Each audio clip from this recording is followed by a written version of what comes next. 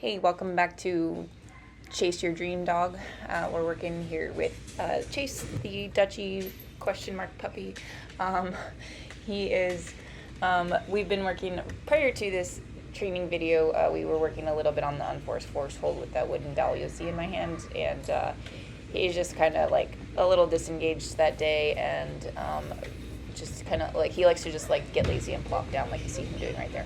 So what I'm doing first off is I'm just putting a little dominant collar on him and then taking some time to teach him how to go with pressure. So see there, I'm putting a little pressure on, he stands up, pressure releases, he gets rewarded.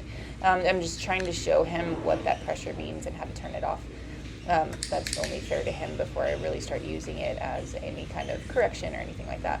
But you see, he's just like, he's sniffing the dowel, but he doesn't understand the concept of opening his mouth on it yet, and that's totally fine. So what we're going to do here is I'm actually going to switch gears. I'm going to put this dowel down, and I'm going to start working on him just putting his hand or his chin on my hand, and eventually that's going to turn into his face, his whole nose and muzzle going inside two of my hands, so one hand on top, one hand on bottom. And ultimately that gives me a couple of different things. That gives me the ability to hold his mouth closed on an object to help him understand how I want him to hold something without being chewy or anything. And here he goes again, trying to plop down, and he's going to fight it a little bit.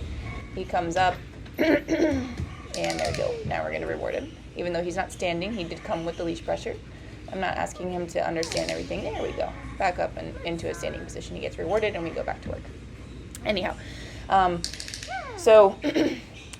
also the idea of him resting his chin on my hand and me being able to put my hands over his face also allows me to start introducing my fingers into his mouth as something that he can hold. So if he starts understanding the concept of holding onto my fingers, that is going to be kind of a good start for him. And it also allows me personally to actually feel the amount of pressure, because in this exercise I don't want him to be biting down super hard. I don't want him to be chewy or acting kind of funny on the bite, or on the hold, I should say.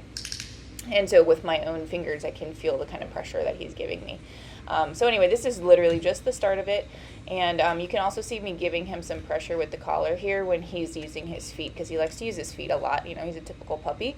So I'm trying to teach him that that's not the behavior I want. Giving him a little bit of negative reinforcement when he starts doing that. And I release the collar pressure when he stops. And at the end, you'll see he gives me, he does his feet. I think I give him a little bit of pressure.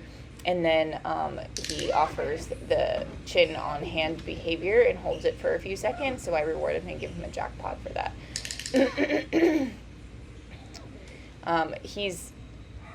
He's coming a long way with this. Like as I'm making this video, we've done a number of sessions since then. He's getting better and better about it.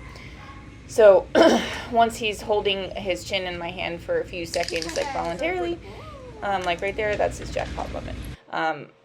Then I'll start introducing having two hands, and we'll move on from there.